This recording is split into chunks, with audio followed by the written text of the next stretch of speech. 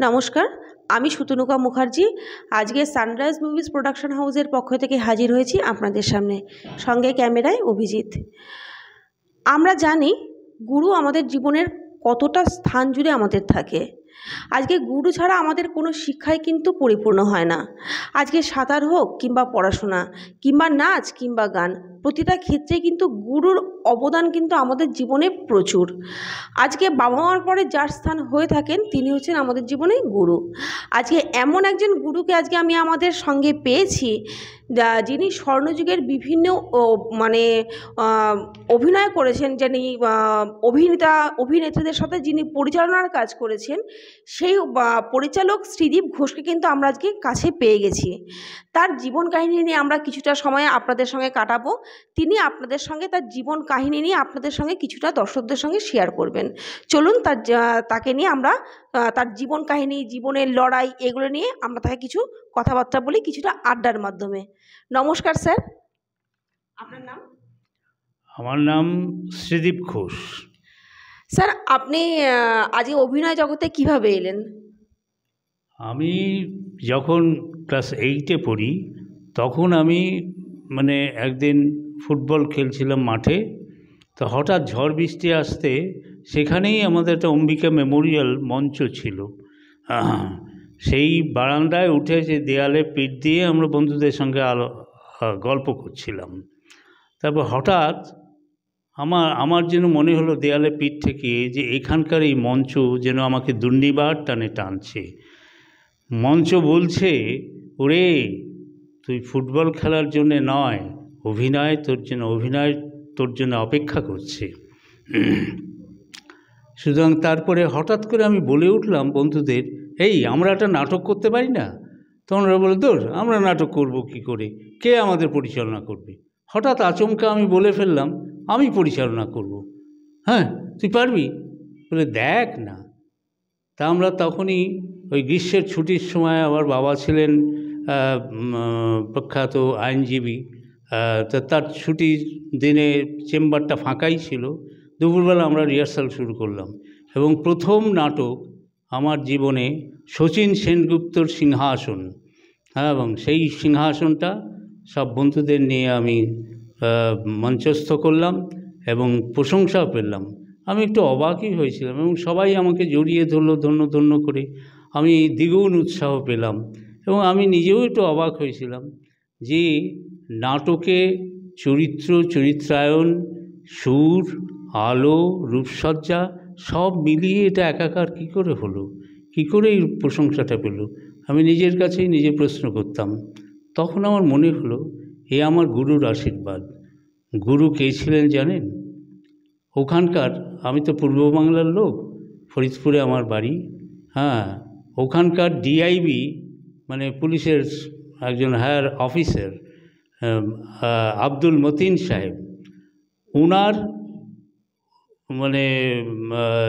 উনি যে অভিনয় করতেন এবং সেই অভিনয় দেখেই আমি অনুপ্রেরণা তার থেকেই আমি পেয়েছি এবং আমাকে ওনার বিভিন্ন চরিত্রে উনি যখন চরিত্রায়ন করতেন তখন আমি বিভিন্নভাবে ওনার কাছ থেকে আমি এই অনুপ্রেরণা পেয়েছি।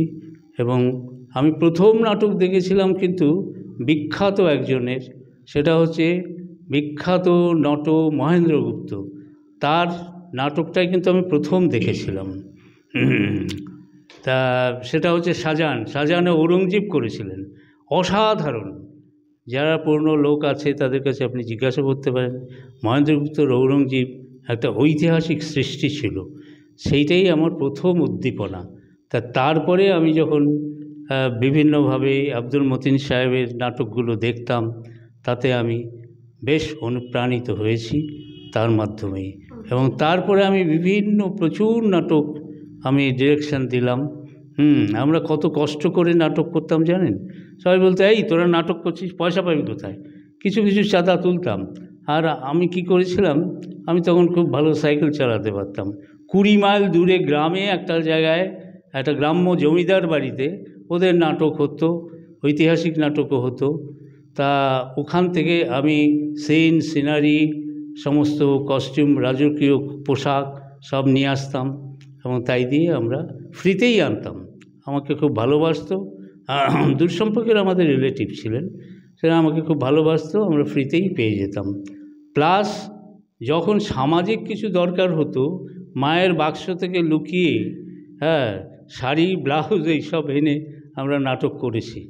এবং তারপরে যখন তখন আমি মানে লুকিয়ে সিনেমায় ঢুকে পড়তাম, তা সেই নিয়ে বাড়িতে অনেক অশান্তিও হতো, অনেক মারধরও খেয়েছি আমি।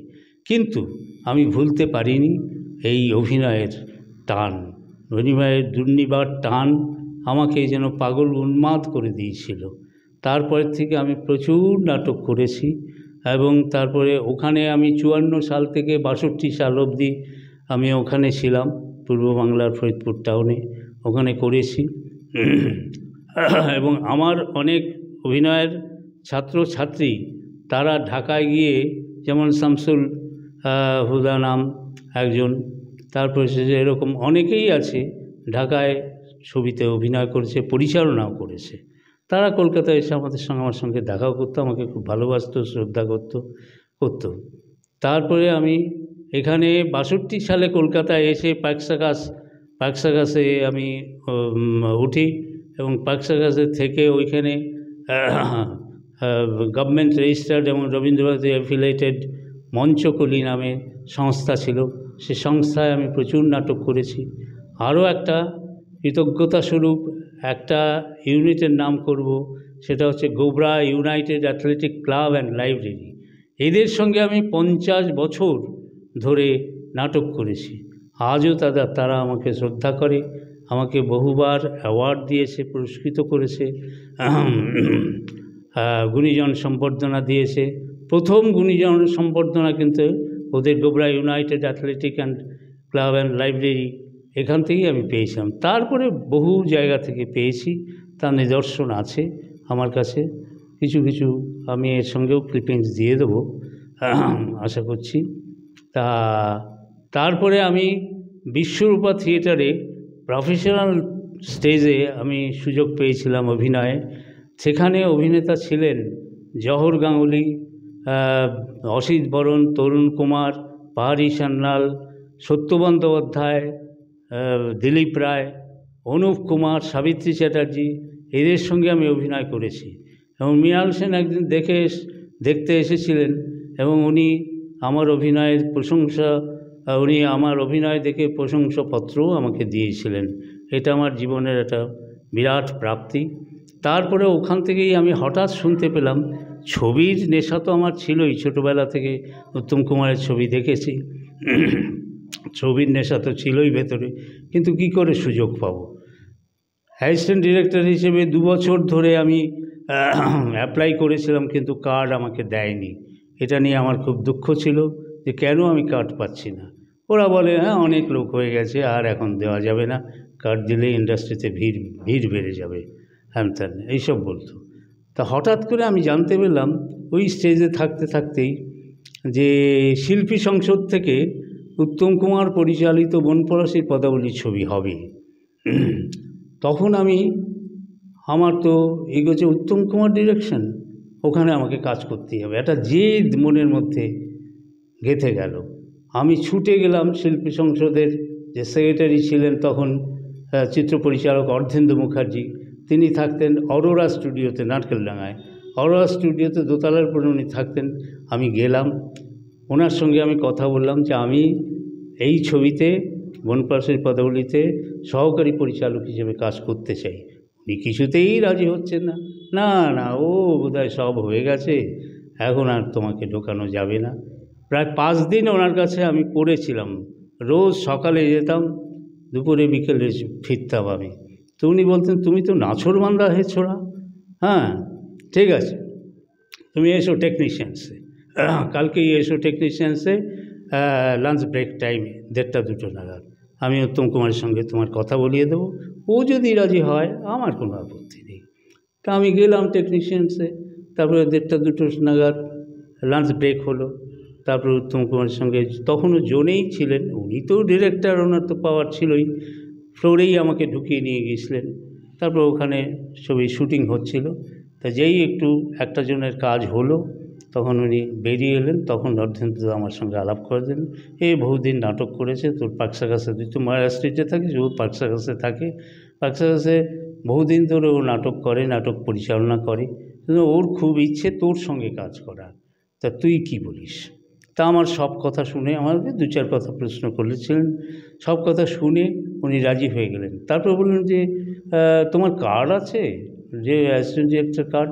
আমার না দাদা, আমার তো 2 বছর ধরে অ্যাপ্লাই করেছেন, কিন্তু আমাকে দেয়নি। তুমি বসো। কে একটা প্রোডাকশন বয়কে ডেকে বললেন, এই অ্যাসিস্ট্যান্ট ডিরেক্টর অ্যাসোসিয়েশনের সেক্রেটারি কে, ওদের আমার সঙ্গে এক্ষুনি দেখা করতে বলো। প্রোডাকশন বয় ছুটে যেতে, তারা তো দুজন, শ্যামল চক্রবর্তী এবং রঞ্জন মজুমদার। শ্যামল চক্রবর্তী, রঞ্জন মজুমদার এরা ওই তপন সেনার অ্যাসিস্ট্যান্ট ছিলেন। যাই হোক, ওরা ছুটে এলো, কি দাদা, তেমন এর কার্ড দেওয়া হচ্ছে না কেন? যাই হোক, কেন দেওয়া হচ্ছে না আমি কোনো কৈফিয়ত শুনতে চাই না, 10 মিনিটের মধ্যে ওর কার্ডটা আমার চাই। ওর ফটো এবং সব তো বায়োডাটা দেওয়াই আছে, 10 মিনিটের মধ্যে আমার হাতে তুমি দিয়ে যাও। তারপর ওরা চলে গেল, 10 মিনিট কি 8 মিনিটের মধ্যেই এনে ওনার হাতে দিলেন এবং উনি আমাকে দিলেন। দেওয়ার পরে তারপরে তো আমাকে বললেন, উনি বললেন যে অনুভাবে তুমি কালকে NT1-এ আমাদের মনপলাশের পদাবলীর অফিস আছে, ওখানে দুপুর 2টো থেকে তুমি অ্যাটেন্ড করবে এখন থেকে। এবং আমি নারায়ণদাকে বলে দেবো, চিফ অ্যাসিস্ট্যান্ট ছিলেন নারায়ণদাকে বলে দেবো, ও তোমাকে সব স্ক্রিপ্ট বুঝিয়ে দেবে। আমি ঠিক আছে। তারপর আমি ফ্লোর থেকে, যখন স্টুডিও ফ্লোর থেকে বেরিয়ে আসি, মাঠের মধ্যে ওই রঞ্জন মজুমদার আর শ্যামল চক্রবর্তী বসেছিল। আমাকে বল, তুমি একেবারে দাদার কাছে, তোমার কাছে তুমি পৌঁছে গেছো, কী স্পর্ধা তোমার, হ্যাঁ? তাই বলে আমি কী করবো, আমরা দিচ্ছেন না কার্ড, ওই জন্য আমাকে আসতে হলো। তাহলে তুমি মনপলাশের কাজ করবো? হ্যাঁ। দাদা বলেছেন? আমি হ্যাঁ বলেছেন। বাহ, তাহলে তো পোয়াবারও তোমার, যাও বাড়ি গিয়ে ঘুমো এখন। তারপরে ওরা একটু করেছিল। যাই হোক, আমি চলে এলাম। তারপরে থেকে কাজ শুরু হলো আমার ফিল্মে প্রথম পথ চলা।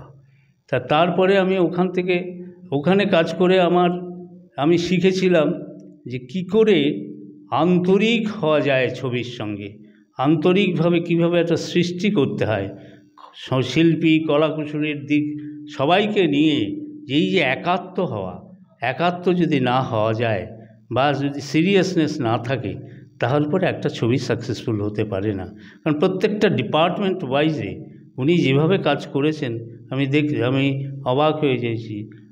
যেমন ক্যামেরাম্যান থেকে, আর্ট ডিরেক্টর থেকে, তারপরে মিউজিক ডিরেক্টর থেকে, লিরিক্স রাইটার থেকে, সবার সঙ্গে উনি স্ক্রিপ্ট নিয়ে বসে যেভাবে ডিসকাশন করেছেন, যেভাবে তুলে ধরেছেন সাবজেক্টটাকে, যার জন্য গানগুলো দেখুন আজও শুনতে হয় আমাদের।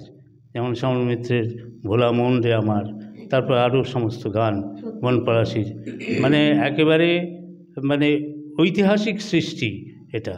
এবং স্ক্রিপ্টটি নিয়ে উনি যখন আমি আর আরেকজন ছিলেন ইয়াং অ্যাসিস্ট্যান্ট রানা চক্রবর্তী, আমাদের দুজনকে নিয়ে প্রায়ই বসতেন স্ক্রিপ্ট নিয়ে, যেভাবে ডিসকাশন করতেন, যাতে আমরা একাত্ম হয়ে যেতাম ওই স্ক্রিপ্টের সঙ্গে, ওই গল্পের সঙ্গে, ওই চরিত্রগুলোর সঙ্গে, যার জন্য আমাদের কাজ করতে কোনো অসুবিধা হতো না।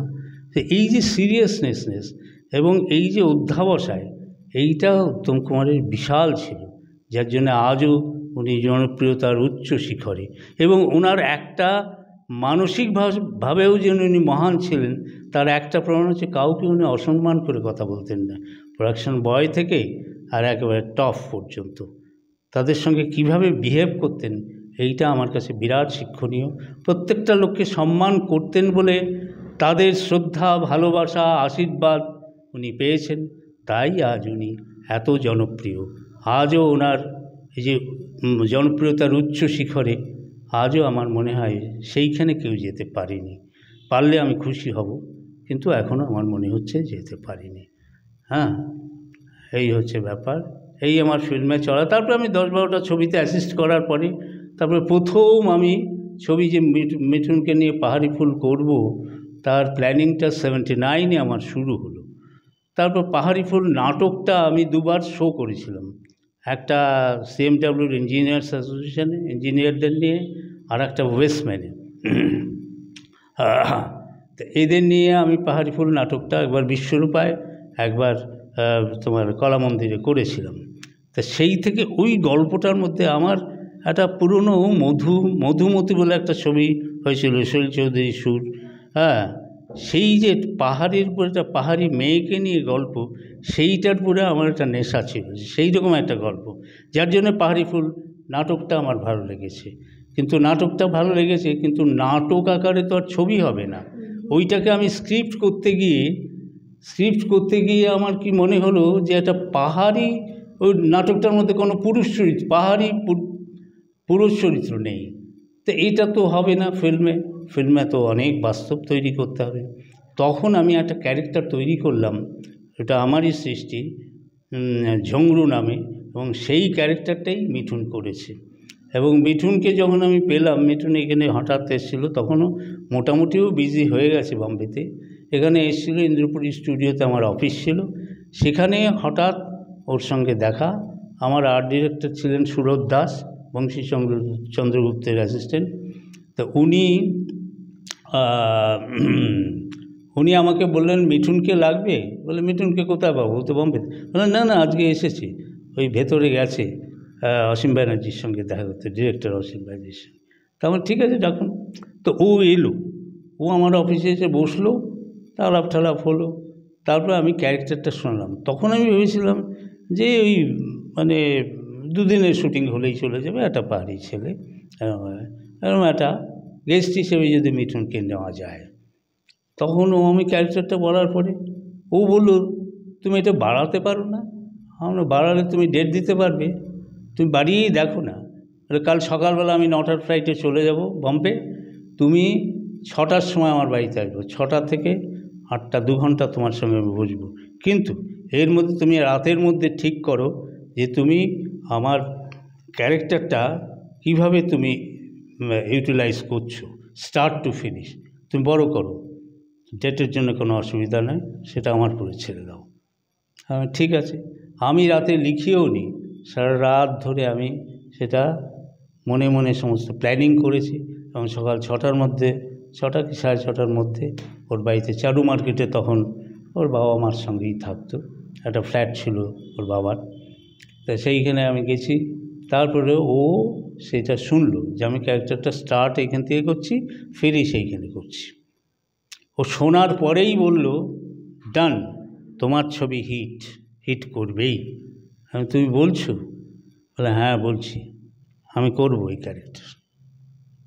তা বললাম যে আমার তো প্রডিউসারের সঙ্গে কথাবার্তা নেই, প্রডিউসার তো জানেও না তোমার সঙ্গে আমি কথা বলেছি, তা তোমাকে আমি কী টাকা পয়সা দেবো না, তুমি যা তোমার মন চায় তুমি তাই দেবে, আমার ক্যারেক্টারটা ভালো লেগেছে, আমি করবো, ব্যাস, দ্যাটস অল, তোমার যা খুশি তাই করো। তা বললাম যে বেশি বাজেট হলে তো প্রডিউসার হয়তো পারবে না, আমি তো বলছি তুমি যা বলবে তাই হবে, তুমি যেটুকু বলবে সেটুকুই হবে। তা আমি দেখলাম 10 একটা রাউন্ড ফিগার হয়ে যায়। আমি বললাম 11,001 টাকা দেবো। বলে ডান। তা আমি তো তখন প্রডিউসারের সঙ্গে দেখা করিনি, আমার পকেটে 100 টাকা ছিল, 101 টাকা দিয়ে ওকে আমি সাইন করালাম, এবং তখন ডেটও করে নিলাম অগাস্টের 8-9 দুদিন, যে স্টার্টিং ডেটেই থাকবে। এইভাবে ওর সঙ্গে কথা হলো, এবং ও যে এই যে এত কম বাজেট, কম রেটে কাজ করছে, এটা আমার কখনোই মনে হয়নি। এত আন্তরিকতা, এত টাইম পাঞ্চুয়াল আমি ভাবতে পারিনি, ভীষণ সিরিয়াসলি ও আমার সঙ্গে কোঅপারেশন করেছে, এইটা আমার কাছে একটা বিরাট প্রাপ্তি। তারপরে শেষের দিকে ও লাস্ট দুবার এসেছিল, 2টো লট করেছে। 2টো লট করার সময়ও আমাকে বলে গিয়েছিল, শিবদা তোমাকে একটা কথা বলে কিছু মনে করো না, এরপরে বোধহয় আমি আর কলকাতা আসতে পারবো না। আমি খেয়েছি, তা আমার তো 3 দিনের কাজ আছে, তাহলে কী হবে, তুমি ওইটা এইভাবে, ও এসেই বলেছে সেকেন্ড টাইমে যখন এলো, তুমি এইভাবে তুমি শিডিউলটা করো যে ওখানে তোমার বেশি আর্টিস্ট নিয়ে নেই, বেশি আর্টিস্ট যা আছে সব এইখানে তুমি কাজগুলো করিয়ে নাও। যদি দু একজন আর্টিস্টরা যদি হিরোইনকে নিতে হয় বা এ হয়, আর সুজিত কুমারকে তুমি ভিলেন নিয়েছো, সুজিত কুমার তো বম্বেতেই আছে, ফাইটিং সব ওইখানে আমার সঙ্গে হয়ে যাবে, ওইখানে ফাইটারের তোমার কোনো অসুবিধা নেই। তো এইসব করার পরে তারপরে আমি বললাম, আমি সেইভাবেই শিডিউল করলাম। শিডিউল করে এইবার বলে আমি চেষ্টা করব তোমাকে ডেট দিতে 3 দিন। তা দেখি ও কিছুতেই পারছে না। তো বম্বেতে গেলাম যদি সামনাসামনি হয়, সামনাসামনি হতেই সেক্রেটারি বলছে 2 বছরের মধ্যে কোনো ডেট নেই। তারপর আমি বললাম ঠিক আছে, তাহলে আর কি করা যাবে। তো কোথায় শুটিং হচ্ছে, তাহলে ওর সঙ্গে বাই বাই করে চলে যাই কলকাতা ফেরত, আর কী হবে। তারপর শেষে আমি মিঠুনকে তখন ওই তাজের পাশে, সমুদ্রের পাশে জাইনা ওয়াহাবের সঙ্গে শুটিং হচ্ছিল, ওখানে গেলাম জোনে। ওর শটটা শেষ হওয়ার পরে আমার কাছে এগিয়ে এলো। তারপর ওইখানেই তাজের পাশে সমুদ্রের পাড়ে ওই যে রেলিং আছে, রেলিংয়ে পেছনে হেলান দিয়ে দুজনে আমরা দাঁড়ালাম। তা বললো তোমার কী কী সিন বাকি আছে। এই বলে ঠিক আছে, তুমি একটা কাজ করো, আমি কলকাতায় যেতে পারবো না এখানে, কারণ এইখানে আমাকে 4-5টা ছবিতে ডে নাইট আমাকে কাজ করতে হচ্ছে। তোমাকে একটা কাজ করছি, আমি সেক্রেটারি মিস্টার কলকে বলে দিচ্ছি যে 5টা দিন একসঙ্গেই, 5টা দিন পরপর ডেট, তোমাকে বেশি দিন হোটেল থাকতে হবে না।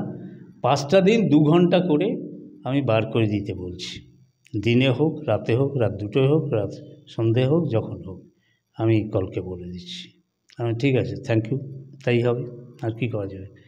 তারপর कल के डेके बोल लो, देखिए कल साहब ये रीजनल फिल्म है, इसका रिलीज़ है, इसीलिए इसको टाइम निकालना होगा। 2 घंटा करके 5 दिन कर दीजिए। कल सुबह, आज रात में ट्राई कीजिए, कल सुबह उसको आने बोलिए, 9 बजे उसको बोल देना। তাই হলো। পরের দিন গেলাম। আমি যখন বেরিয়ে আসছি তখন বলল, আপনি তো বললেন बाई बाई করে कलकत्ता चला जाएगा, तब ये हमको फंसा दिए, तो हम क्या करेगा, तकलीफ में डाल दिया। नहीं क्या करेगा, हम लोग भी, हम भी तकलीफ में हैं, इसीलिए तो हम ऐसा किया। ठीक है, क्या करेगा, कल सुबह 9 बजे आइए। तो আমি একে বললাম, প্রডিউসারকে বললাম, ওকে 1000-5 টাকা একটা খামে করে ওকে দিয়ে দিন, যাতে নাকি আমরা রিফিউজ না হই। হ্যাঁ ঠিক বলেছেন। তা ওনাকে বাড়িতে পৌঁছে দিলাম। পৌঁছে দিয়ে আমি বললাম যে এই पैकेट तो थोड़ा रखिए। क्या है पैकेट, हम लोग थोड़ा आपको लड़का लड़की का लिए थोड़ा sweet box, for sweet box, as a sweet box दे रहा है। नहीं वो रखिए। ও বলল, দেখুন প্রডিউসারের পয়সায় আমাদের পেট চলে, সেই প্রডিউসারের কাছ থেকে আমি ঘুষ নেব, না এটা হয় না, আপনি রেখে দিন। আমি বুঝতে পেরেছি आप बहुत तकलीफ में है, हम जरूर विथ हार्ट कोशिश करेगा, आप सुबह आइए। চলে গেলাম। তারপরে ও করে দিল। তারপরে আমি দেখেছি একদিন দুপুর 2টোয়, একদিন রাত 8টায়, এবং তখন আর একটা হেল্প করেছিল কে জানেন, আরেকজন বিখ্যাত লোক, লিরিক্স রাইটার গৌরী প্রসন্ন মজুমদার। উনি তখন বম্বেতে ছিলেন। লাকিলি উনি শক্তিদার সঙ্গে, শক্তি সামন্তের সঙ্গে আমার আলাপ করালো। শক্তিদার সঙ্গে বললো যে দেখ শক্তি, এ আমার ছোট ভাই, আমার ছোট ভাই মানে তোর ছোট ভাই, ওর এখানে শুটিং করতে হবে, তোর ক্যামেরা সাউন্ড বা তোর টেকনিশিয়ান যা লাগবে তুই হেল্প করবি, ওখান থেকে বেশি আনতে গেলে পরে। হ্যাঁ বলে হ্যাঁ সেটা ঠিক কথা। তারপরে শক্তিদা বললো ঠিক আছে সুদীপ, তোমার কোনো অসুবিধা হবে না, আমার এখানে এই প্রভাত রায় আর একটা পাঞ্জাবি ছেলে রয়েছে, ওরা তোমাকে অ্যাসিস্ট করবে, আর প্রোডাকশন ম্যানেজার মনোজ আছে, মনোজ তোমাকে প্রোডাকশনের ব্যাপারে হেল্প করবে। আর ওখান থেকে কোনো অ্যাসিস্ট্যান্ট নিয়ে আসতে হবে না, শুধু ক্যামেরাম্যানকে নিয়ে আসবেন, আর আমার এইখান থেকেই অ্যাসিস্ট্যান্ট ক্যামেরাম্যান করে দেবে আমার স্টাফ থেকে। তো এইভাবে উনি যথেষ্ট হেল্প করেছিলেন, এবং উনি কম রেটে আমাদের কনসিডার করেছেন। এবং এটা কেন হলো, কার জন্যে হলো, একমাত্র গৌরীদার জন্যে। গৌরীদাকে এত উনি শ্রদ্ধা করতেন, এটা আমি দেখে আমার এত ভালো লাগলো, কি বলবো। আর গৌরীদাও ছিল আত্মভোলা, কোনো অহংকার ছিল না, ওনার কোনো ছিল না। সুতরাং শুধু আমি নই, ওনার কাছে না ইয়াং ছেলেদের ওনার বেশ উনি তাদের জন্যে উনি প্রাণ দিয়ে একে সুযোগ দাও, ওকে সুযোগ দাও, এইগুলো করতেন উনি, ওনার তুলনা নেই। এবং একদিন কী হয়েছিল, আমার ছবিতে যখন গান লিখবেন উনি, তা গান লিখতে গিয়ে যেদিন লিখবেন ডেট হয়েছিল, সেই দিন আমি অসুস্থ হয়ে পড়ি, আমার জ্বর এসে গিয়েছিল, আমি যেতে পারছি না। এই কথা উনি শোনার পরে উনি নিজে ছুটে এলেন আমার বাড়িতে। তো ওই রকম একজন নামী প্রখ্যাত লোক, যে গীতিকার হিসেবে একটা উচ্চ শিখরে যার স্থান, তার কোনো অহংকার আমি পেলাম না। উনি ছুটে চলে এসেছেন, সে তুই অসুস্থ, তুই যেতে পারিস না, তার জন্য তোর কাজ আটকে থাকবে না, এ তো হতে পারে না, আমি চলে এসেছি, তুই বল কী করতে হবে। তারপরে সব স্ক্রিপ্ট শোনালাম, তারপরে আস্তে আস্তে কোনটা গান হবে, কোন সিচুয়েশানে হবে, সব উনি বসে প্রায় 2 ঘন্টা ধরে। ওনার খাওয়া দাওয়ার কিন্তু কোনো বিশেষ কিছু ছিল না, উনি খুব স্ন্যাক্সটা ভালোবাসতেন, স্ন্যাক্স আর কফি। আর পকেটে ওনার সবসময় জর্দা থাকতো, জর্দা আর পান পরাগ থাকতো, মিলিয়ে উনি খেতেন। এটাই ওনার খাদ্য ছিল, আর কিছু না। সুতরাং এইরকম একজন মহান লোকের সঙ্গেও আমাকে এত ভালোবাসতেন, এইটাও আমার একটা বিরাট প্রাপ্তি। আজকে সত্যি আমি কথা হারিয়ে ফেলছি যে এমন একজন মানুষের সাথে আমি মানুষের সাক্ষাৎকার নিচ্ছি, যিনি স্বর্ণযুগের বিভিন্ন মানুষদের সাথে কাজ করে এসছেন, যাদের হয়তো আমরা অর্ধেক নামই জানি না, যারা আজকে তখন আমাদের হয়তো জন্মই হয়নি অনেকের, তাদের সঙ্গে কিন্তু এই স্যার কিন্তু কাজ করে এসছেন। চলুন আজকে আমরা তার সঙ্গে আরও অনেক কথা বলি, অনেক কথা জানতে পারছি সেই সময়কার, যেই সময়ে উত্তম কুমারের মতো মানুষের সাথেও কিন্তু তিনি কাজ করেছেন, যিনি আমাদের মহানায়ক, যাকে আমরা শুধুমাত্র টিভির পর্দাতেই দেখেছি, সেই সময়কার কথা কিন্তু আজকে আমরা শ্রীদীপ স্যারের কাছ থেকে জানতে পারছি। আজকে চলুন তার সঙ্গে আরও অনেক কথা বলি, তার জীবন লড়াইটা কি সেগুলো আমরা জানি। আজকে স্যার, আজকে আপনি যে ইন্ডাস্ট্রিতে এইভাবে কাজ করছেন, তো সেইভাবে আজকে আপনি আপনার বাড়ির সাপোর্ট কতটা পেয়েছেন? কারণ আপনি তো আপনার জীবনের অনেকটা কাহিনী তো আমাদেরকে বলছেন, কারণ আপনার কথা বলার জন্য আমি আমার নিজের কথা হারিয়ে ফেলছি, যে আপনাকে আমি কি প্রশ্ন করব কিংবা দর্শকদের আমি কি বলবো, আমি কিছুই আজকে বুঝতে পারছি না, কারণ এমন একজন মানুষকে আজকে আমরা পাশে পেয়েছি। তো এটা যদি আমাদের দর্শক একটু বলেন। ব্যাপারটা হচ্ছে যে আমার বাড়ির সাপোর্টটা কিন্তু ছিল না। আমি যখন ছোটোবেলায় নাটক শুরু করি, সেই নাটকটাও কিন্তু উনি এককালে, আমার বাবা আইনজীবী ছিলেন কিন্তু গান টান ভালোবাসতেন, কিন্তু যখন প্রফেশনাল লাইফে ঢুকে পড়েছেন তখন আর এইগুলো কোনো আর্ট অ্যান্ড কালচারের দিকে ওনার কোনো নজরই ছিল না। এবং আমরা কিছু করি তার এগেইনস্টে উনি ছিলেন, উনি পড়াশোনার দিকে বিষয়, কী হচ্ছে পড়তে বস। আমার মনে আছে চেম্বার থেকে উনি ফিরেছেন রাত 11টা সাড়ে 11টার সময়, তখন হয়তো খেয়ে দিয়ে ঘুমিয়ে পড়েছি, মশারি থেকে আমাদের তুলে বস দেখি ইংরেজিটা ধর, কী পড়িয়ে গেছে টিচার, তোকে দেখায়, আমাদের হাউস টিচার ছিলেন একজন, কী পড়িয়ে গেছে আমাকে একবার শোনা। তো এইভাবে উনি খেতে বসতেন আর আমার পাশে বসতে, আমাকে পাশে বসতে হতো। এইভাবে পড়াশোনাটা ওনার ছিল মহান সাবজেক্ট, আর কিচ্ছু না। সুতরাং আমার বাবার থেকে বা মার থেকে কোনোদিনই কোনো সাপোর্ট পাইনি। মা ছিল খুব শান্তশিষ্ট, কোনো কিছুর মধ্যে থাকতো না, কোনো কিছুর মধ্যে। কিন্তু তারপরে ভাই ব্রাদারদের মধ্যে আমার যে বড়দা ছিলেন দিলীপ ঘোষ, তো ডান্সের দিকে একটা নেশা ছিল, কিন্তু ডান্স আমিও কোনোদিন শিখিনি। আমাকে ও যখন সমস্ত প্র্যাকটিস করাতো ছেলে মেয়েদের নিয়ে, তখন 2-1 দিন আমাকেও দাঁড় করেছিল, আমাকে দাঁড় তো হচ্ছে না, তারপর থেকে আর আমাকে নিত না। কিন্তু আমার একটা এই জেদ ছিল কি, আমি পারবো না।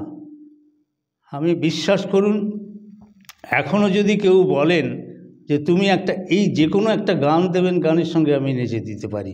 এবং এরকম আমি অনেক প্রোগ্রাম করেছি, আমাদের ওইখানে যে আব্দুল মতিনের কথা বললাম, যে আমার নাটকের গুরু মেইনলি, তার বহু নাটকে আমাকে ছোট ছোট ক্যারেক্টার করাতো।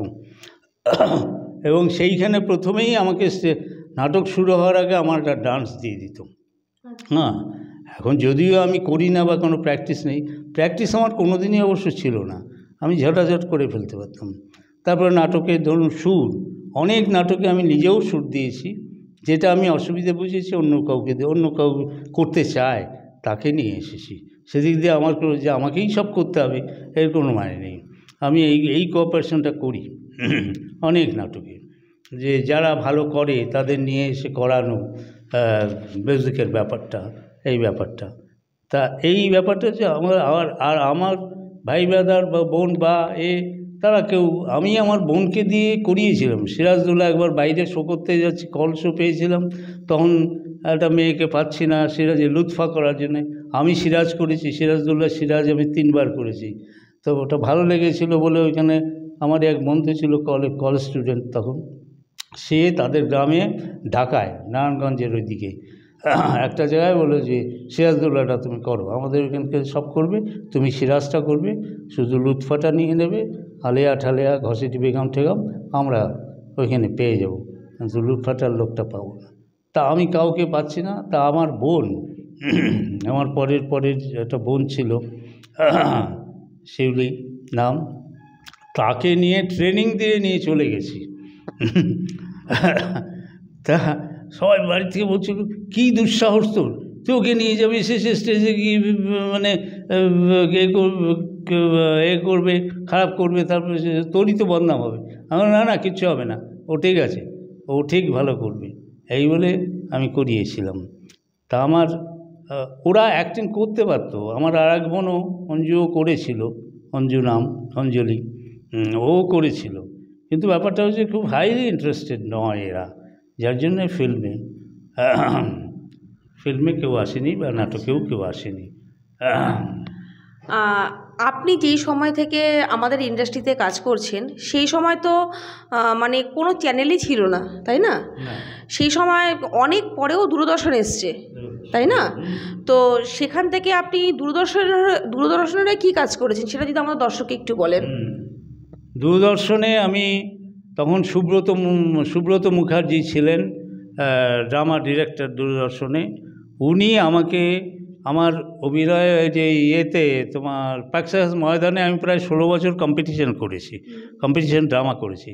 একবার আমি ফার্স্ট প্রোডাকশন হলো, ফার্স্ট ডিরেক্টর হলো, প্রথম পরিচালক হিসেবে স্থান পেলাম। তারপর আরও 2জন আর্টিস্টও পেল। তো এরা পেল। তখন ওই সুব্রত মুখার্জি আমাদের ওইখানে জাজ হিসেবে গেস্ট হিসেবে গিয়েছিলেন প্রাইজ ডিস্ট্রিবিউশন করতে। তো তখন আমার সম্বন্ধে ওদের সেক্রেটারি পুজো কমিটির পাকসাগাস বেনিয়াপুকুর সংযুক্ত পূজা কমিটি, এদের পাকসাগাস ময়দানে যে পুজোটা হয় সেই পুজোতেই, তা সেইটা তা ওরা আমার সম্বন্ধে কিছু বলতে উনি শুনেছিলেন। তারপরে আমাকে উনি নিজেই বললেন তুমি দূরদর্শনে দেখা করো আমার সঙ্গে। তা আমি দেখা করলাম।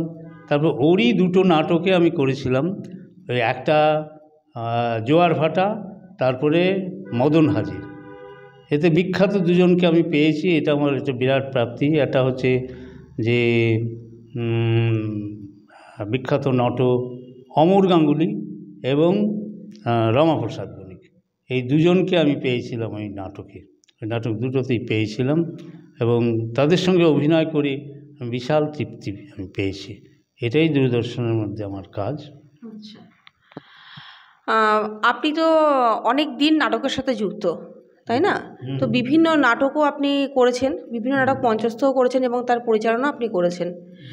তো সেখান থেকে আপনি কি কখনো কোনো নাট্য প্রতিযোগিতায় বিচারকের আসনে গিয়ে বসেছিলেন? হ্যাঁ, ওই পাকসাগাস ময়দানেই 16 বছর নাটক করার পরে তারপর ওরাই আমাকে জাজ হিসেবে ইনভাইট করলো। আমি জাজ হিসেবে 4 বছর জাজ হিসেবে ছিলাম, নাটকের বিচারক হিসেবে, এবং ওরা আমাকে পুরস্কৃতও করেছিল বিচারক হিসেবে। আরেকজন বিচারক ছিলেন কান্তি বিশ্বাস, উনিও খুব ভালো লোক ছিলেন। আমরা দুজনেই মেনলি ছিলাম। আরেকজন ছিল, আরেকজন ছিল অরুণ সরকার। আমি সেই সময় 4 বছর আমি বিচারকের আসনে বসেছিলাম। আচ্ছা আচ্ছা। আজকে আপনাকে নাটকে আসার জন্য মানে আপনাকে যে ইন্সপায়ার করে তিনি কে? মানে তার পেছনে তো কারোর অবদান তো নিশ্চয়ই আছে আপনার নাটকে আসার পেছনে। প্রথমে হচ্ছে বিখ্যাত নটক মহেন্দ্র গুপ্ত, তার নাটকের চরিত্রায়ন দেখে, সেই শাহজাহানের ঔরঙ্গজেব দেখে আমি ফার্স্ট ইন্সপায়ার্ড হয়েছিলাম। তারপরে আমাদের ওখানকারই যে ডিআইবি যার কথা বললাম আব্দুল মতিন, ওর সাহচর্যে আমি অনেক কিছু শিখেছি। তাকে আমি ভুলতে পারবো না। তাকে আমি এখনও, তিনি হয়তো এখনও বেঁচে নেই, তার আত্মার শান্তি হোক, তাকে আমি প্রণাম জানাই। আজকে অনেক কিছু আমরা কিন্তু জানতে পারছি শ্রীদীপ স্যারের কাছ থেকে। তিনি কিভাবে কাজগুলো করেছেন, তার অভিনয় জীবনের আশা, তার নাটক, তিনি কিভাবে কাজগুলো করেছেন, তার নাটক কীভাবে মঞ্চস্থ করেছেন, তার পেছনে কার অবদান আছে, কেন তিনি আজকে অভিনয় জগতে এসেছেন, প্রত্যেক কটা কিন্তু আমরা তার কাছ থেকে জানতে পারছি। এবং নিশ্চয়ই দর্শকরাও অনেক মুগ্ধ আজকে তার কথা শুনে, কারণ আমরা অনেক অজানা তথ্য তার কাছ থেকে পাচ্ছি। আজকে আসুন না জেনে নিই তার এই ইন্ডাস্ট্রিতে আজকে শুধু নিশ্চয়ই মসৃণভাবে তিনি পথ চলতে পারেননি, তার জীবনের লড়াইটা কি একটু জেনে নিই তার কাছ থেকে। আজকে স্যার, আজকে আপনার জীবনের যে লড়াইটা, আজকে মসৃণভাবে তো আপনি তো পথ চলতে পারেননি, আজকে সেইভাবে আপনার যে জীবনের লড়াইটা, আপনি কিভাবে আজ এই ইন্ডাস্ট্রিতে আজকে যুদ্ধ করে আজকে আপনি একটা জায়গায় প্রতিষ্ঠিত হয়েছেন, সেটা যদি আমাদের দর্শককে একটু জানান তাহলে খুব ভালো হয়। লড়াই বলতে কি বিশাল লড়াই, কারণ ব্যাপারটা হচ্ছে যে দেখুন, ছবি তো করার ইচ্ছে থাকলেই ছবি করা যায় না। ইচ্ছে আছে আমার, এখনও প্রায় 5-7টা স্ক্রিপ্ট কমপ্লিট, কিন্তু আজকে আমি ছবি করতে পারছি না। কেন? কারণ এখনকার প্রডিউসাররা একটু অন্য ধরনের, যেটা আমাদের সঙ্গে মানায় না। এই করতে হবে, সেই করতে হবে, ওদের কথা মতো চলতে হবে। আজকে ভাবুন, আমি একটা অবাক হয়ে যাই, একদিন আমাদের এই যে স্বর্ণযুগের কী যুগটা ছিল, আজকে তপন সিনহার মতো বিশাল চিত্র পরিচালক, তরুণ মজুমদারের মতো বিশাল চিত্র পরিচালক, অরবিন্দ মুখার্জির মতো, পীযূষ বোসের মতো বিখ্যাত পরিচালক, এরা যে ছবি করত, এই যে প্রডিউসাররা তখন এত সাবলীল ছিল, তারা কোনো ইন্টারফেয়ারই করতো না।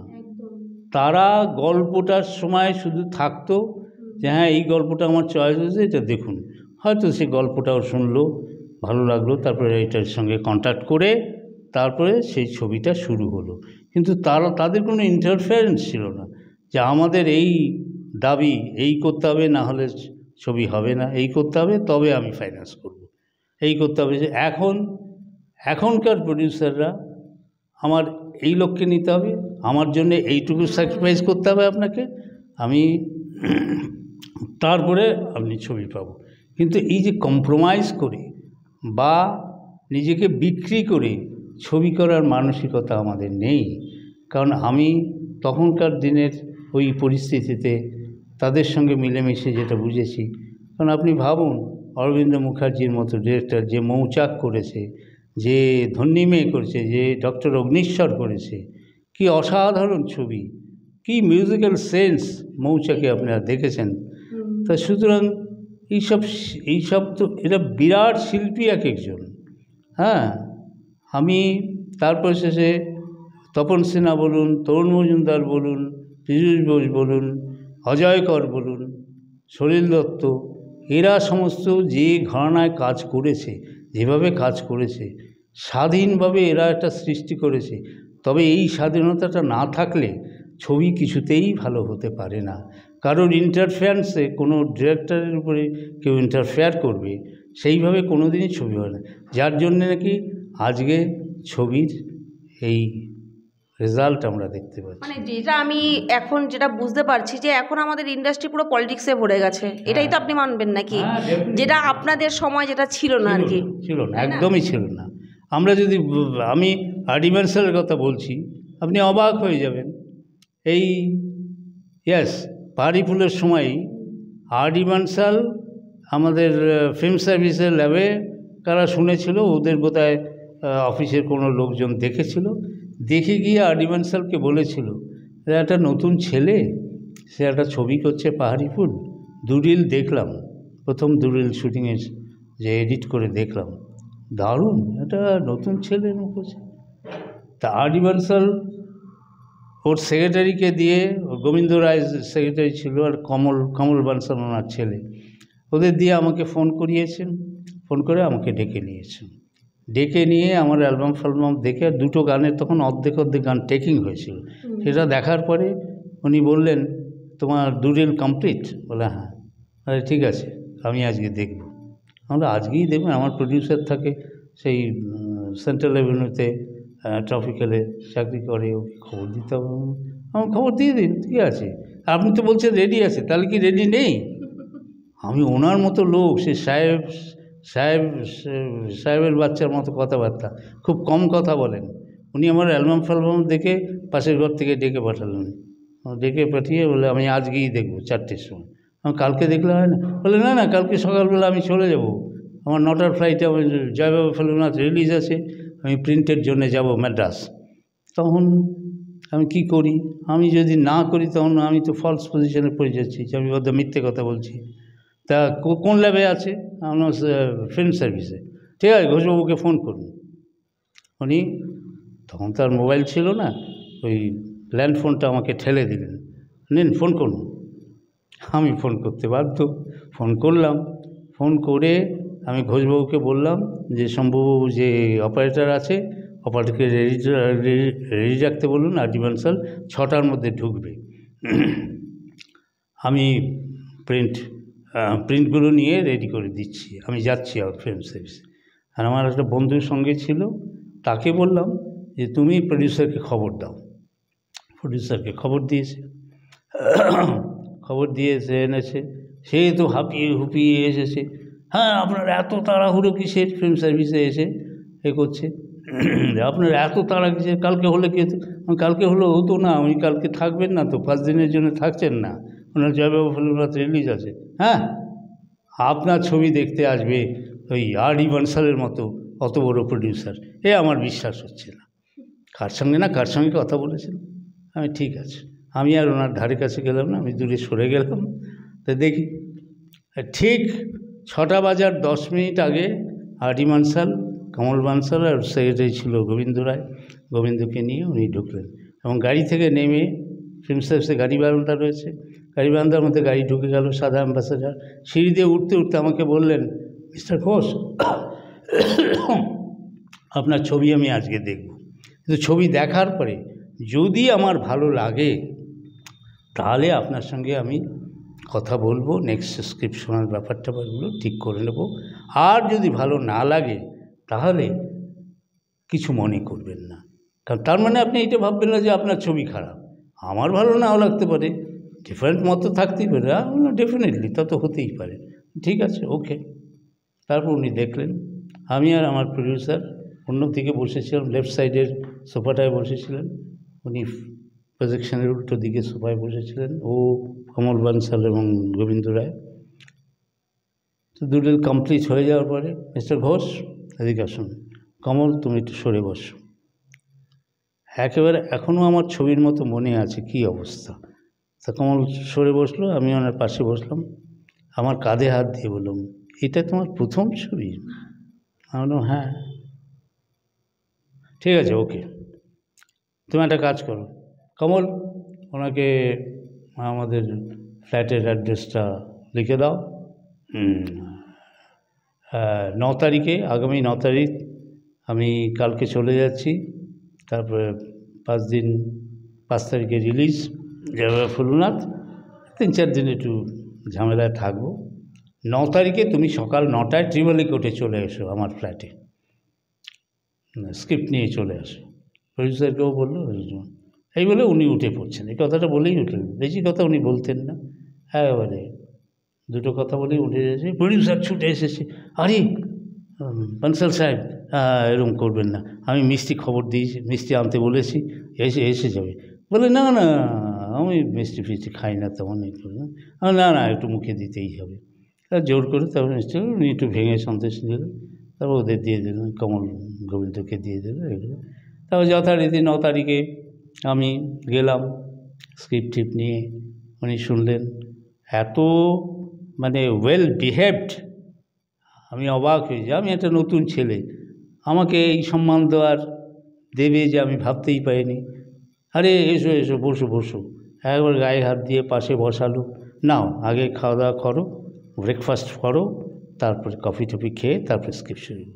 যেই অর্ধেক স্ক্রিপ্টটা আমি পড়েছি তখনই বলছে এখন একটু ব্রেক নাও, জল খাও, একটু কফি খাও, আবার শুরু করবে। মানে এত ভদ্র, এত মানে ওয়েল বিহেভড আমি ভাবতে পারিনি। এই হচ্ছে প্রডিউসার। তারপর কিন্তু সব হলো, স্ক্রিপ্ট টিপ শোনার পরে বললো তুমি কতদিনের মধ্যে ছবি শেষ করে দিতে? আমি 3 মাসের মধ্যে ছবি, যদি ফাইন্যান্স রেডি থাকে। ফাইন্যান্স নিয়ে তোমার কোনো চিন্তা হবে না। হ্যাঁ তোমার কত বাজেট, কত? আমার 10, 12 লাগুক, 14 লাগুক, 16 লাগুক, ডোন্ট ওরি। তুমি কোনো রকম কোনো দিক দিয়ে কম্প্রোমাইজ করবেন না। তোমার কাজ আমার ভালো লেগেছে, তুমি করবে, ভালো কাজ করবে, কোনো কম্প্রোমাইজ তুমি করবে না। তার কথা হয়ে গেল। এইবার তুমি কালকেই তোমার সঙ্গে যাদের যাদের এগ্রিমেন্ট হয়েছে তুমি কপিগুলো নিয়ে এসো। তো কালকে দেখা করলাম, তারপর কপি টপি নেওয়ার পরে তারপর ওনার একটা এগ্রিমেন্ট কপি আমাদের দিল। বলে ঠিক আছে 2 দিন একটু পড়ে টরে ঠিকঠাক করে নিই, যদি কিছু চেঞ্জ ফেঞ্জ করতে হয় করবেন। এর মধ্যেই হয়ে গেল কি, আমার এক বন্ধু, ওর সেক্রেটারি গিয়ে বলেছে, আমার বন্ধু একটা বুকার ছিল, সে বুকারকে গিয়ে বলেছে যে এই তোর বন্ধু সুদীপের ছবি, সুদীপ ঘোষের ছবি আমরা নিলাম পাহাড়িপুরে। হ্যাঁ, ও অবাক হয়ে গেছে যে আর.ডি. বনসালের পছন্দ হয়েছে ছবি, তাহলে তো ছবিতে দম আছে। এই রাত 10টার সময় আমার বাড়িতে গিয়ে উপস্থিত, সে এসে বলল যে এরমভাবে এই আর.ডি. বনসালকে দিও না, ও তোমার প্রডিউসার মারা পড়ে যাবে, অমুক সমুক। আমি বললাম না না, আর.ডি. বনসালের মতো লোক প্রডিউসারের টাকা মারবে, এটা হয় কখনো?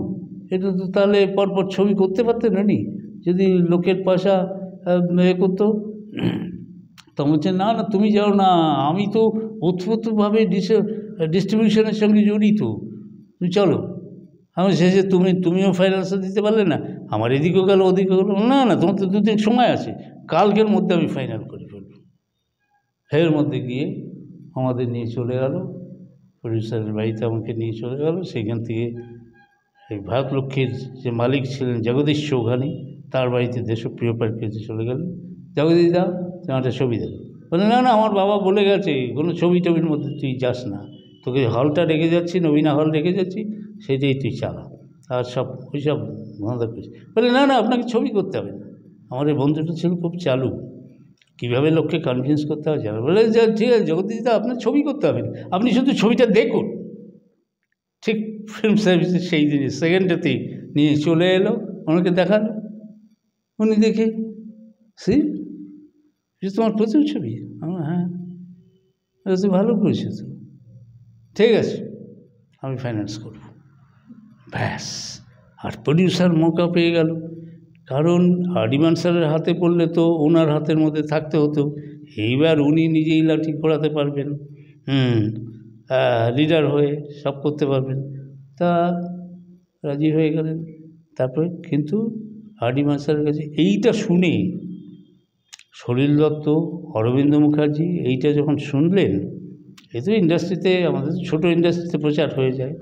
শোনার পরে আমাকে স্টুডিওতে বলে, শ্রী তুমি এটা কী করলে, নিজের পায়ে তুমি কুড়োল বললে, কোথায় আর.ডি. বনসাল তোমার ছবি করবে, আমরা তো ওনার প্রোডাকশনের ছবি করতে বলে তো আমরা ধন্য হয়ে যেতাম, আর তুমি চান্স পেয়ে এটা মিস করলে, কী সর্বনাশ করলে তুমি লাইফে, তুমি একটা ব্লান্ডার করে দিলে প্রথম ছবি করতে এসে। তোমার ছবির অভাব হতো, ওনার ছবিতে ওনার যখন ভালো লেগেছে নিশ্চয়ই তুমি পরপর ছবি করতে পারতে। তখন আমার আফসোস হচ্ছে, সবাই আমাকে খুব বকাবকি করছিল। অরবিন্দ মুখার্জি বিশেষ করে বলেছে, না না সুদীপ তোমার এটার জন্য আমার খুব বাজে লাগছে, আমার খুব খারাপ লাগছে যে তুমি এটা। উনি আমাকে খুব ভালোবাসতেন। তো এই হচ্ছে ব্যাপার। তো কী প্রডিউসার দেখুন, প্রডিউসারের হিস্ট্রি তো বললাম, এটা টপ প্রডিউসার আর.ডি. বনসাল। হুম, রাজবাড়ির লোক, বেশি কথা বলতেন না, খুব কম কথার লোক, কিন্তু এরা কত রেসপেক্ট দিতে পারে ডিরেক্টরকে। আমি একটা নতুন ছেলে, আমাকে রেসপেক্ট দেওয়ার তো কোনো দরকারই ছিল না, কিন্তু তবু যে রেসপেক্ট ওনার কাছে পেয়েছি আমি এই জীবনে ভুলতে আমি ভুলতে পারবো না। কারণ আমি জানি যে আগেকার মানুষরা একজন মানুষ আর এক শিল্পী আরেকজন শিল্পীকে সম্মান করতে জানতো, যেটা এখনকার মানে সভ্য সমাজের মানে এখন যারা নব্যযুগের আছে তারা সেটা এখন করতে পারে না, যেটা আপনারা আপনাদের সময়ে পেয়ে এসছেন, তাই না? এই ব্যাপারে আমি আর একটু বলি, সেটা হচ্ছে যে আমার ছবিতে আমি কমল মিত্রের একটা ক্যারেক্টার দিয়েছিলাম, মানে রাগী বাবা। ওরকম তো যেমন সাপমোচন শিল্পীতে আপনারা দেখেছেন, ওই দশাশই চেহারা, তারপর ওই ভয়েস, এইটা আমার খুব ভালো লেগেছিল, অ্যাট্রাক্ট করেছিল। সুতরাং ওই ক্যারেক্টারটা, ওর বাবার যে চরিত্রটা, আমি সেইভাবেই স্ক্রিপ্ট করেছিলাম যে রাজবাড়ি ওইরকম একটা ক্যারেক্টার, ওটা আমাকে কমল মিত্রকে নিতেই হবে। এবার কমল মিত্রের বাড়িতে যখন গেছি, কমল মিত্র বলছে না না এখন আমি ছবি করা ছেড়ে দিয়েছি, আমি আর ছবিতে যাবো, আমি স্টুডিও পাড়ায় ঢুকবো না। আমি কেন ঢুকবেন না? না না এখনকার ছেলেরা সম্মান দিতে জানে না, আমি অনেকেই সব নতুন নতুন এসে আর্টিস্টকে সম্মান দিতে জানে না, শুধু এই আমার ঠিক ভালো লাগছে না, আমি আর ছবি করব না। আমি বললাম না না আপনাকে তো এইটা আপনাকে ভেবেই আমার চরিত্র লেখা, আপনাকে এটা করতেই হবে। ওহো আমি করব না এই বলে উনি মানে বাইরের রুম থেকে, ড্রয়িং রুম থেকে বলে গেল, এই তো এই ল্যান্সডাউন রোডে রাস্তার উপরেই ওনার বাড়ি, ঘর থেকে বেরিয়ে ভেতরে ঢুকে গেলেন। আমি তো বসেই আছি, আমি তো ওনাকে রাজি না করিয়ে যাব না, বসেই আছি। প্রায় আধ ঘন্টা, পৌনে 1 ঘন্টা বসে আছি। উনি হঠাৎ ঢুকে ভেতর থেকে বলছে, আরে বাইরের দরজাটা খোলা আছে বোধহয়, বন্ধ কর। বলে না না এক ভদ্রলোক তো বসে আছেন। হ্যাঁ বসে আছেন? এই আরে তুমি এখনো যাওনি, এতক্ষণ বসে আছো? আপনি রাজি না হওয়া পর্যন্ত তো আমি যেতে পারি না, যাবো না আমি, তাতে আমার খাওয়া ঘুম না হোক ঠিক আছে, কিন্তু আপনাকে আমি না নিয়ে যাচ্ছি না, আপনাকে আমি রাজি। উফ তুমি তো দেখছি বহুত নাছরবান্দা। তো যাই হোক, তা আমি বললাম যে আমি আপনাকে কথা দিচ্ছি, আপনার যদি অসম্মান হয় সঙ্গে সঙ্গে আপনি বলবেন, আপনাকে গাড়ি করে বাড়ি পাঠিয়ে দেবো। কোনো রকম অসম্মান আপনার সেটে, আমার সেটে হবে না, কেউ করতে পারবে না। যদি করে তাহলে আপনাকে আমি সঙ্গে সঙ্গে বাড়িতে পৌঁছে দেবো, আপনার কাজ করতে হবে না, আপনি কাজ করবেন না, আমি বলছি, কথা দিচ্ছি। তুমি এইরকম কথা বলছো? হ্যাঁ ঠিক আছে, ঠিক আছে। কটায় শুটিং, কবে? আমরা অমুক ডেটে 8টায় আপনি রেডি থাকবেন, আমি তো পাকসার কাছে থাকি, আমি আপনাকে নিয়ে চলে দেবো। বলে ঠিক আছে। তো ওনার এই যে মানে দেখুন টাইম সম্বন্ধে কীরকম পাঞ্চুয়াল। আমি যখন ট্যাক্সি নিয়ে ওনার দুয়ারে দাঁড়িয়ে, মানে ল্যান্সডাউনের রাস্তার পরেই ওনার বাড়ি, আমি যখন ওনার বাড়ির সামনে গেছি, উনি একেবারে দরজার উপরে দাঁড়ানো, আমাকে বলি why you're so late. Sorry দাদা, নমস্কার, আজকে প্রথম দিন তোমাকে এক্সকিউজ করলাম, কাল থেকে কিন্তু এটা হলে আমি কিন্তু শুটিংয়ে যাব না। না দাদা আর হবে না ভুল, আমি 10 মিনিট আগে এসে যাব। তো এই যে পাঞ্চুয়ালিটি, 8টা তো 8টায় বলেছি গাড়ি আসবে, আমি আপনাকে তুলব, 8টায় দাঁড়িয়ে আছে। এই যে টাইম সেন্স, দেখি। তারপরে তখনকার দিনের আর একটা কথা আমার মনে পড়ে গেলো, আমার পারিপুরের শুটিংয়ের সময় দীপঙ্কর ছিল হিরো। দীপঙ্কর আর ওনার সঙ্গে একটা সেট ছিল, কানাইদা ক্যামেরাম্যান, কানাইদে। তো ওই ফিতে দিয়ে মাপছিল, তাতে একটু লাইট ফাইট সেট করতে একটু সময় লাগছে, হাইট ফাইটগুলোর জন্য দরকার ছিল, লেন্থটার জন্যে। তা দীপঙ্কর বলছে, আরে কানাইদা কী করছো, এতক্ষণ দাঁড়িয়ে থাকা যায়? কমলদা তখন বললেন, কানাই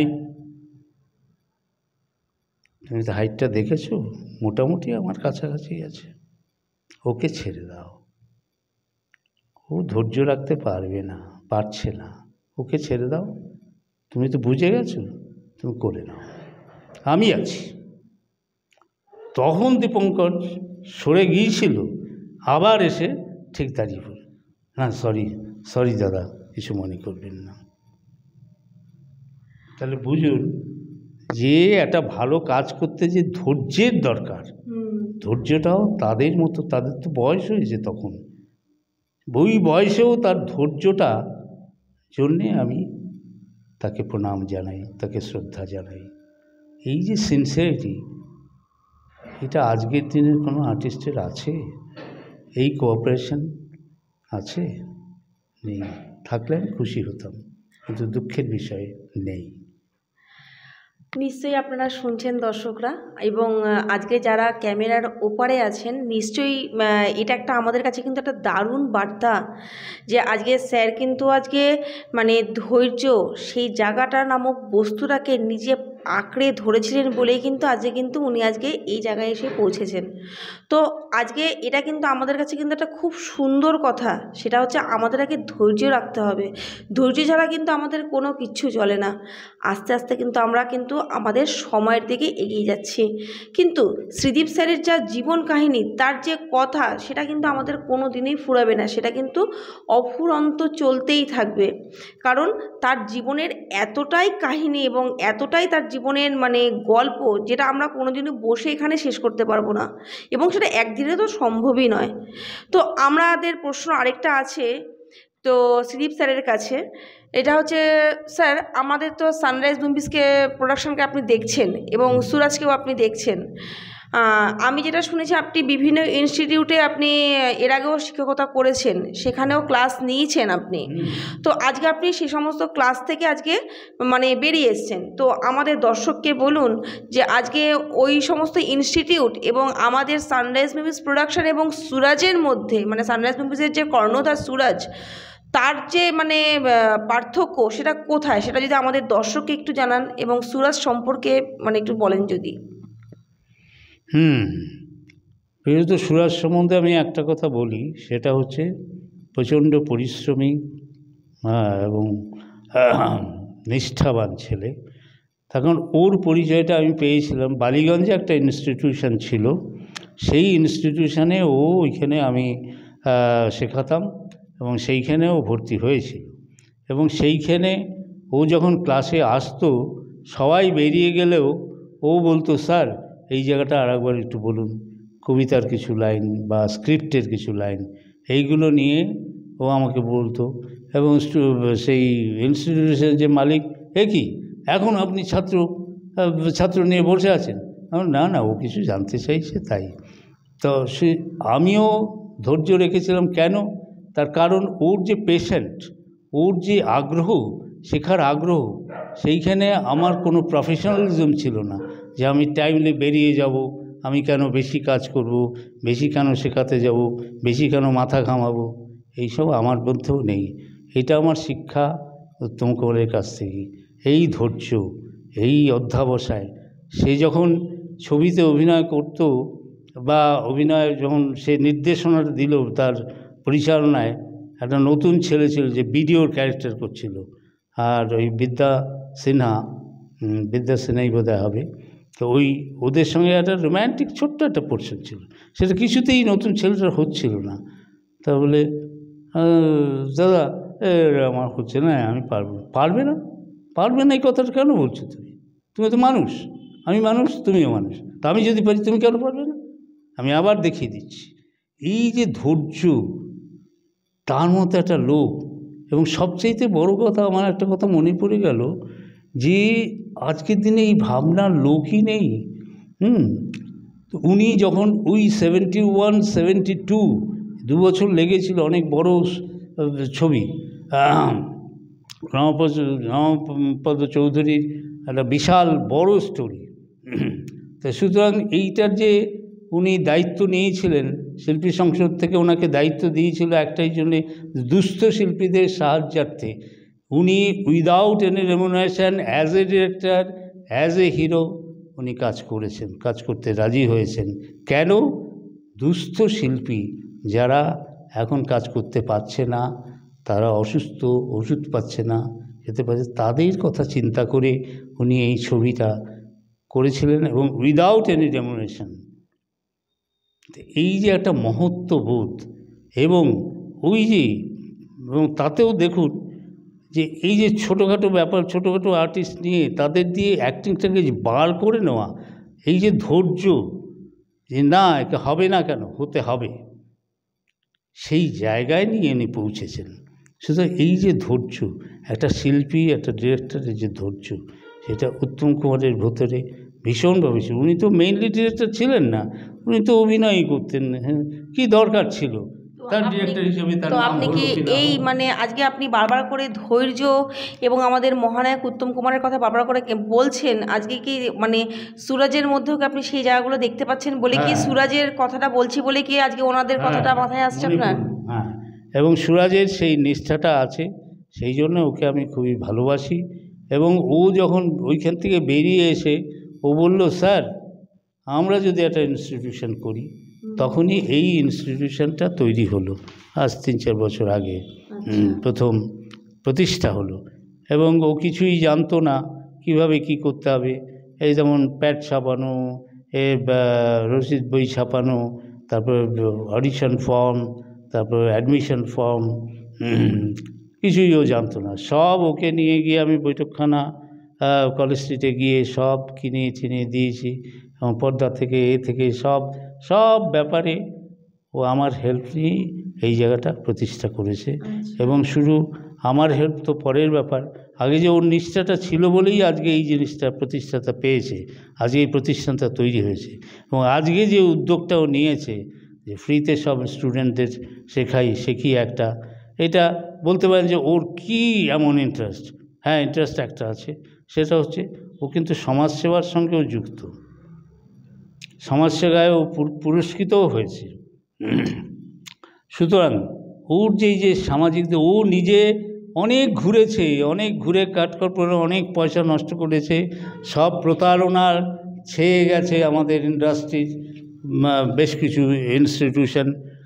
টাকা, শুধু টাকা টাকা টাকা টাকা করে অনেক টাকা এইভাবে নষ্ট করেছে। তারপরে যখন আমার সান্নিধ্যে এলো, আমি ঠিক আছে তুমি করো, তখন এই যে ওর মানবিক, যে অনেক গরিব আছে, অনেক মধ্যবিত্ত আছে, অনেক বড়লোকও আছে, কিন্তু যারা মধ্যবিত্ত এবং গরিব তারা কোথায় যাবে, এবং যারা বড়লোক তারা পয়সা দিয়ে দিয়ে তো ঠকছে।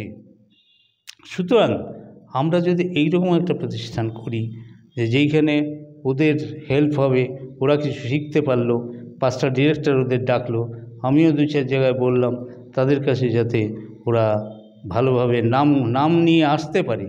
এই যে প্রচেষ্টাটা, ওর মানসিক প্রচেষ্টাটা, এইটা আমি সর্বান্তকরণে সমর্থন করি এবং আন্তরিকভাবে আমার শুভেচ্ছা রইল যে সুরাজ এটাতে সাকসেস হয়, সার্থকতা পায়।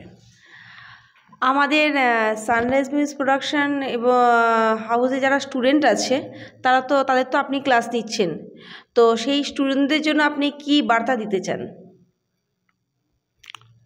স্টুডেন্টদের আমি একটা কথাই বলি, যেটা হচ্ছে প্র্যাকটিস। এইখানে আমরা ট্রেনিং দিয়ে দিলাম, শুধু ট্রেনিংয়েই হবে না, এমন অধিকাংশ ছেলে মেয়েদের আমি দেখছি যে তারা বাড়ি থেকে কোনো প্র্যাকটিস করে না। স্ক্রিপ্টটা দিয়ে দেওয়া, তার মুখস্থই শুধু নয়, আয়নার সামনে এক্সপ্রেশন, তার মডুলেশন, তার নিজেই কানে বাজছে, অথবা এতে টেপ চালিয়ে অথবা মোবাইল চালিয়ে সাউন্ডটাকে টেক করে আমার ঠিক সঠিক উচ্চারণটা হচ্ছে কি না, সঠিক মডুলেশনটা হচ্ছে কি না। এই যে বাড়িতে যে প্র্যাকটিস, এটাকে তো অধ্যাবসায় বলে। এই অধ্যাবসায়টার খুব অভাব। এই অধ্যাবসায়টা যাতে ওরা করে, আমি আন্তরিকভাবে ওদের আমি বলেছি যে এইটা তোমরা করো, না হলে তোমাদের উন্নতি হবে না। সেটা কিছু কিছু ছেলেমেয়েরা খুবই ভালো অভ্যাস করছে, কিছু কিছু করছে না, তাদের জন্য আমি বলেছি তারাও সব এগিয়ে আসুক, তারাও সেইভাবে করুক, এটা আমি চাই। তাতে আমাদের সানরাইজেরও নাম হবে। এবং কোথায় শিখেছো না, সানরাইজ, শুধু তাই নয়, ওদেরও উন্নতি হবে। ওরা 5টা জায়গায় সুযোগ পাবে, 5টা ডিরেক্টর, 5টা প্রডিউসার ওরা রাখবে তাদের, সেটা তো ওদের উন্নতি। শুধু এই সব মিলিয়ে ব্যাপারটা সব স্টুডেন্টরা যাতে ভাবে, এটা আমি স্টুডেন্টদের কাছে আমার রিকোয়েস্ট। ঠিক আছে? তো বন্ধুরা, আজকে আমরা শ্রীদীপ স্যারের কাছ থেকে অনেক কিছু জানতে পারলাম, তার জীবন কাহিনী জানতে পারলাম, অনেক অজানা তথ্য জানতে পারলাম। তো আজকে আমরা শ্রীদীপ স্যারকে অসংখ্য ধন্যবাদ জানাই স্যার আপনাকে। তো সেখান থেকে দাঁড়িয়ে আজকে আমরা কিন্তু একটা কথা জানি যে আজকে বিদ্যা যদি আমরা ছড়াই সেখানে কিন্তু বিদ্যা উল্টে আমাদের রিটার্ন আসে। কারণ বিদ্যা এমন একটা জিনিস, তাকে চার দেওয়ালের মধ্যে কিন্তু বন্দি রাখা যায় না।